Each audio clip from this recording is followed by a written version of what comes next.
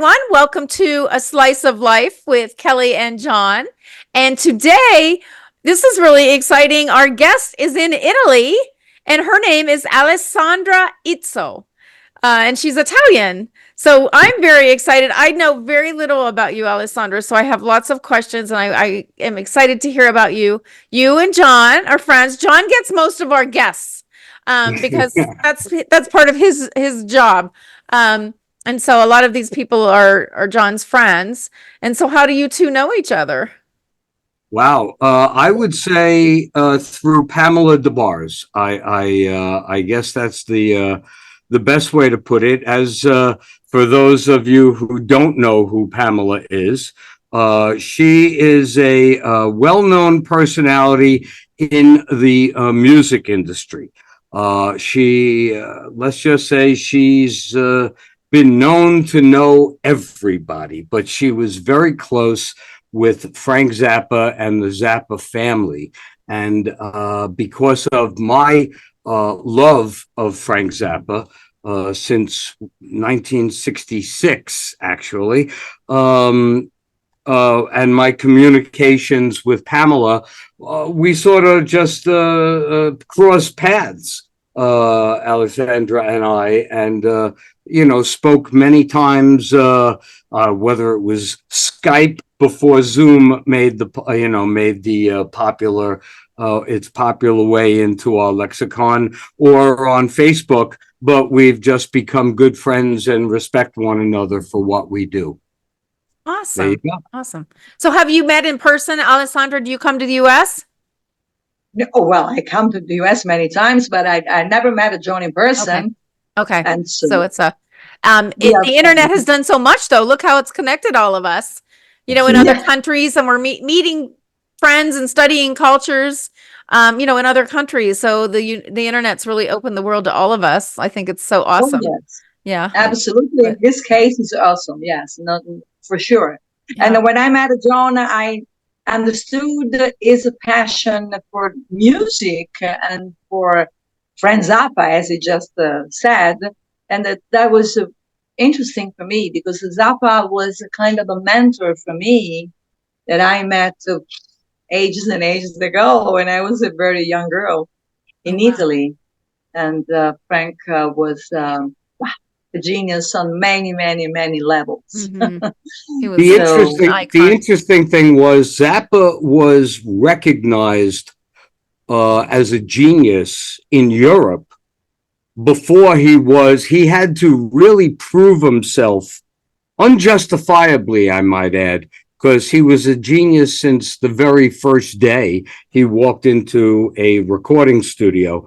But he had to prove that in America. America sort of saw him as a jokester, the court jester of music early on, and he really wasn't. It's just that his music was way above the average intelligence of the average music listener. The best way to put it is that Frank Zappa is in a genre of his own. It is Zappa, and you either get it or you don't get it. And if you get it, you were supposed to. And if you don't get it, he didn't write it for you anyway. That's a good way to put it. Well, and we tend to think the geniuses, because they're thinking so far above the rest of us and imagining things that the rest of us can't imagine. We think they're kind of crazy. And really we're the crazy ones for not listening more. I think. Well, the funny thing was that Frank in the beginning, especially has in the United States, and not certainly in Europe, never happened in Europe. In Europe, it was really well received.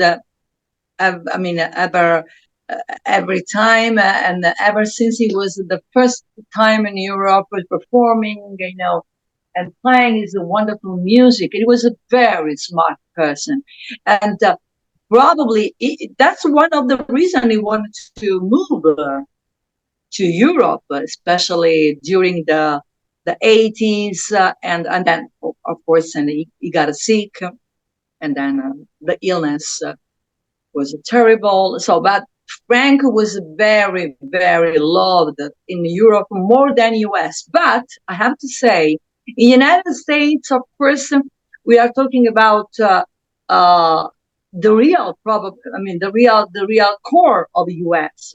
Because the people in New York or maybe in Chicago or in LA, well, so and so in LA, it was really acclaimed, and the old people in the music industry, they knew perfectly how great, awesome he was.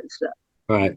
They used to say, and they still say nowadays, there will be any Frank Zappa anymore, because he was a kind of Chopin of the modern age. Yes. Chopin or Mozart. He didn't like to be to be compared to Mozart because he loved Chopin and not that much Mozart. But that's what he was. That's what he still did. He still got it. You're right. Well, And go go ahead. ahead. No, go ahead, No, Kelly. I just wanted to point something out. They say Italians talk with their hands, and I think it's being proven right now. I grew up in a town in Ohio where there are lots of Italians in that area. I love the Italian culture and the food. So anyway, but yeah, they tend to talk with their hands. Yeah, No, well, I have to they're say, passionate. all my American girlfriends, they do the same with the hands. But no doubt you're right that this is our way. Yeah. You Well, it's now, more you're expressing yourself even more than just verbally. You're using so your body, also to express yourself. So just so you know, Exactly. just so both of you know, my birthday at the end of August, a friend who knows I love Zappa so much, Alessandra will enjoy this very much. She's taking me to see Zappa play Zappa. Dweezil does a tour. Zappa's oh, son, that's a son. his oldest son, does a tour, and he plays the guitar. Granted, it's note for note Zappa, but he is an amazing guitarist. Oh, To nice. be able Yes. to copy his father, even when guitar players try to copy Zappa, it's non-existent. It's a joke. But Dweezil does an amazing job.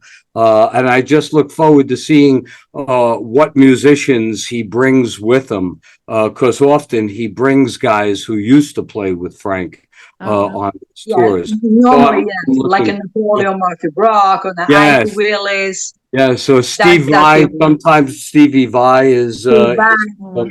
yeah. That's So I'm just happy no matter who he brings. I'll be looking forward to it. So he's a great guitar while we're player. Yeah. talking about Frank Zappa so much, didn't you write a book about him, Oh yes, I wrote a book Alessandra? about Tell us Frank about that and how that happened. 12 What's years ago. what's the name Oh, of the no, book? the name of the book is Frank and the Rest of the World. Frank and Because the rest of the Frank, world. yes, because in this book, I tell the story about my encounter, my meeting uh, with the mentor, with my mentor, with my. I was crazy about Zappa ever since I was a very young girl, and so I felt really lucky, and also Frank and the Rest of the World, because Frank, in this book, I have interviewed many people that were friends or agent or tour manager, local manager, musicians. So they were somehow in touch with the Frank. So I interviewed those people.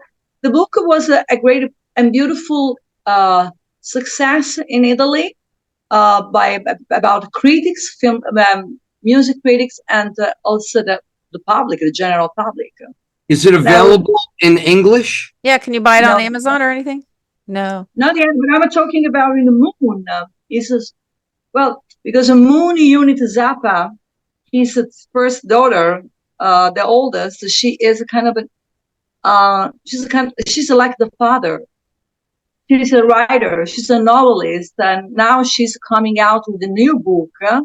And probably she wants to help me out with my English edition of the book. That'd Nice. be helpful. Yeah. That'd be helpful. And if she doesn't, I'll be happy to help you transcribe it, Yeah, transpose she's a lovely it. person. Oh no, She's a she's wonderful. And I really believe that after Frank passed away, the family did the best they possibly could in preserving his business and his image to the world. You know, I believe they did. Some I people. disagree totally with you, Jon. I totally disagree with you. Okay, well, there you go. Well, because you probably have a closer connection to all of them than I ever did. My only connection was with Pamela, and then Oh, one night we went to see the play Joe's Garage in Hollywood when I was living there. We went to go see the play, and I got us like maybe 8 or 9 free tickets. And I brought Pamela, and she brought Frank's wife, who, Gary, yeah, who, I'm Gary, sorry. Yes, God, I can't believe the name just like blanked Gary. on me. Yes, for me for a while, but she brought her, and I was just so honored just to meet her that night, and so that was that. That's the closest I've ever been. Oh no, I actually went to a concert at the Ford Theater not in Washington D.C., but in Hollywood. There's a place called the Ford's Theater where Spinal Tap did a concert, and the Zappas, the entire family, Amit and Dweezil, Tina, and the Tina. younger ones, yes, and Moon Unit. And everybody, they have sat about 2 rows behind me. So I, just simply out Yeah. of respect, you turn around and go, thank you. And that's it. So that was it. But so I won't comment anymore on how well business was taken care of. Well, Alessandra, why do you disagree? Can you tell us? Well, sure. And because, well, the wife during her life, especially after Frank passing, trying to block everyone who wanted to honor the music of Frank. So this, she was hated by so many people in the music industry. But of course, she tried to make everything for Dweezil in the beginning. She was a kind of great woman, but at the same time, she was feared by many people. They normally say, "Oh my gosh, Kay is up. I don't want to have anything to do with her," because she was like a kind of a watchdog for Frank, trying to protect him somehow. But when Frank passed away, because when Frank was alive, he was in control of everything. But when Frank passed away, she was, she was a kind of a control freak person. I don't want to talk about her, but I met her once in Italy, kind of 15 years ago, for a great concert here in Roma for the husband. And she was kind of a nice person too, but she was very well known for being a strange woman. And Moon had a problem with the mom, and Dweezil too. It was a kind of 2 families at a certain point. Dweezil and Moon with Frank, Diva and Hammett with the Gail. But now I have heard from Moon a week ago. Seems that everything is okay. Good. So I'm very glad about it. So Well, I think they could do more for Frank's legacy. Well, maybe But now, because the wife passed away a few years ago, so maybe the kids have been able to come together. That's a wonderful thing. Now let's talk about Alessandra. I hear you're an actress. an actress. I was an actress in the 80s, and I love theater and movies. And so I did my job until 1993. So from Napoli, that is my hometown, I moved to Roma and then to London and then to New York, just to, never stop learning uh, a new language and then acting. It was very beautiful to experience all these things during the 80s because it was a great age, it was a great era. And so I was an actress, and until 1993, I came back from US. I was the host for a TV program in Italy, in Rai Uno. So Rai Uno, it's like, I don't know, maybe CBS or NBC then, it's a great TV and it's the main one. And I was the Italian correspondent in America for everything concerned the music and cinema, movies and theater and books. So I was very glad about it. But being an actress that time, it was not very much interesting in terms of money because or you got famous or else you were like so many others. So I wanted to give a move to my life. And I became a journalist and a press office. So I worked from 1994 until 2018, okay, until 6 years ago. I became a journalist, as I am nowadays, and a press office for the movies. So I worked with many, many movie stars, more than music stars. So I worked with everyone because I worked for Eagle Pictures. It was a distribution company, a movie distribution company, very important movie distribution company. So I was very grateful for that. And I am a journalist nowadays. I always love to be on the stage or on a location, on a set to shoot a movie or a commercial. But of course, I'm not a very young girl. As a host, so it sounds like you were kind of doing something in Italy, like Entertainment Tonight. Would you compare it to that? Something like we have here in the US? There's a show in America called Entertainment Tonight, where they have a host and then Are you familiar with that? Yes, a kind of, yes, okay. Absolutely. That explains it. I was in a host. And then I also read in your bio that you wrote for Rolling Stone. Yeah? Yes. What kind of articles did you write for them? Oh, in this moment, I am concentrated a lot about new music and new musicians. So I am interviewing a lot of new Italian bands and new Italian songwriters, and especially female too, and I like that. Yeah. So, and I'm concentrated too, very focused on writing the new book. I have written 3 books so far.